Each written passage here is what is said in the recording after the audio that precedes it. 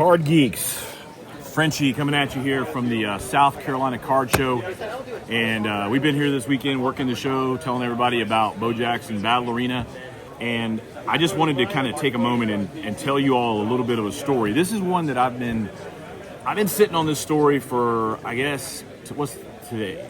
We released 2 weeks and 2 days ago. So that's how long ago this story shaped up for me. And so just as a really quick background, I don't want to bore you too much, but I have been a collector my entire life. I don't remember a time where I didn't collect baseball cards. I was a president of the 7th grade baseball card collectors club. And I've never left the hobby. I was always in. And my early baseball cards were actually one of the first ways that I ended up making a little bit of money as I got older. I came from a very, very, I wouldn't even say humble background. I grew up dirt freaking poor. But I always loved collecting. I loved baseball cards. Anytime I could cut grass or whatever, I would use that money to buy baseball cards. It's what I put my money in. It's just what I enjoyed. And I loved it so much. And so I offer that to say that I've ripped a lot of baseball card packs in my life. I will say that as I got older and my collection started to kind of level up a bit, I didn't rip a ton of wax. I would rip wax with my kids. My son enjoyed it when he was younger, so we would get, Bowman draft, and we would chase the prospects from the draft and do some of that, hit a case or two, and I'd rip some Topps Chrome here and there. But for the most part, I was buying singles, and most often singles that were already graded, because I was busy, didn't have time to handle all the grading process and stuff. So that's kind of the way I collected. So I preface all that to say, yes, I've ripped a ton of product. I have ripped some higher end product with Bowman draft and that sort of thing. But I won't say that I've been a massive wax ripper. So I remember every big card I've ever pulled because, again, I hadn't pulled all that many. I remember some of the big hits that I pulled with my son, some of the autographs that we hit out of Bowman, and I remember the stuff I've hit out of Topps Chrome. I remember the stuff I've hit out of Marvel boxes and stuff like that I ripped back in the day. So I have a lot of good memories of that, but I never really hit a card that was holy crap, that's a huge card. That's like a product type hit. And so we had the Bo Jackson release on Black Friday. And we got some product into the office the week prior to that so that we could have some stuff for social media and that sort of thing. And then I needed to build this little set for being able to show cards and that sort of thing. So I told the guys at the office, I said, hey, throw a couple of the boxes, a couple cases there. They put one case of jumbo, a few cases of the boosters, and a few cases of the hobby boxes, and they put them in my car. And I left the office that day. And so that would have probably been the Monday, it'd probably been Tuesday or so before the release. So a solid week ahead of release, week and some days. And I got home, built that little set thing and whatever. And then we got to the point where we had the release, and it was a pretty crazy day on Black Friday. I was in a lot of the breaks that were happening. So the whole day I was just trying to engage with the community, and I was just so excited to seeing everything. And then got into that night, and I was pretty exhausted, had watched breaks way up into the morning hours. And I said, you know what? This is a big moment for me. This is something that, little me would have dreamed of doing this. And so I'm going to open one of my boxes.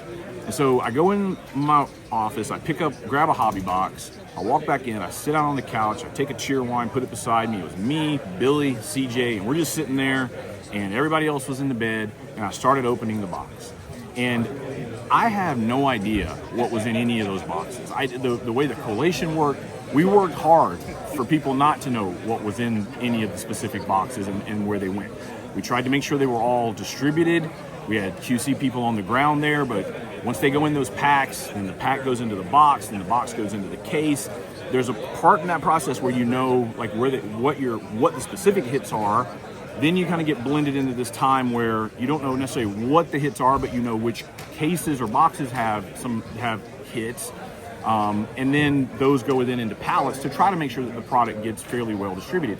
But unless you specifically track something, you lose track of what's what. So you don't know what necessarily goes where.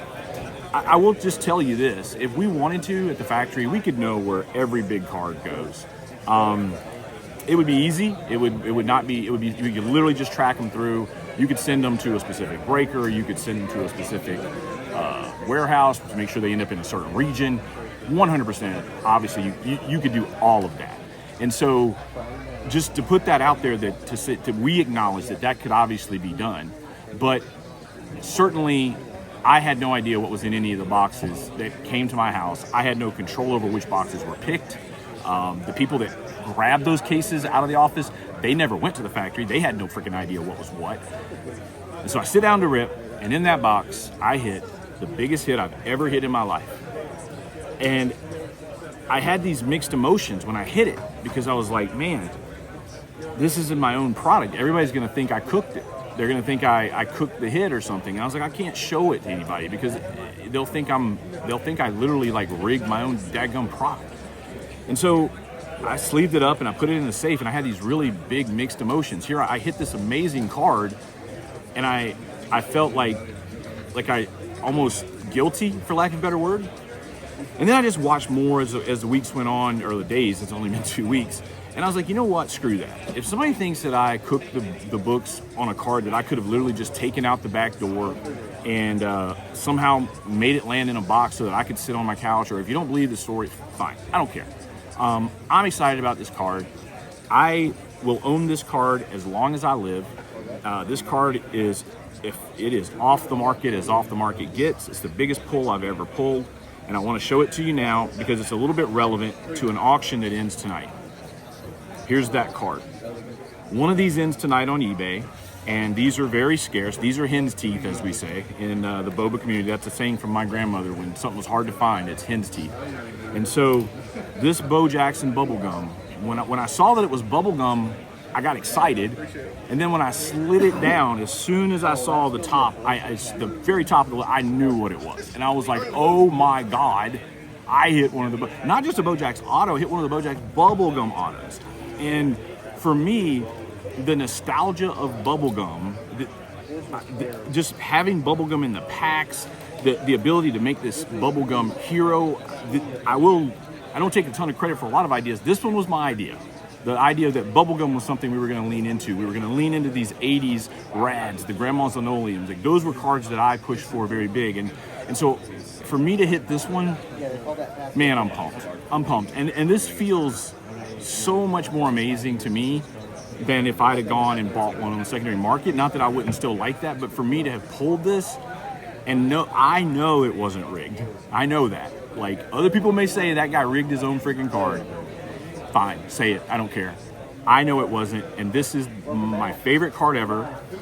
I'm not sure if I'm going to grade it or not. I looked at it. It looks super clean. I normally grade all my cards, but I really like that I got it in this mag with put the little block pack seal thing on. I may just leave it like this. I'm not sure yet what I'm going to do, but this is my favorite card that I own, and it became my favorite card the instant it came out of that pack. And I have some pretty daggum cool cards, and maybe on Card Geek TV I'll start showing a little bit more of my collection, and we could talk about some other cards, because I am very endemic to this hobby. I love this hobby. I want to make the hobby, help make the hobby better in some ways.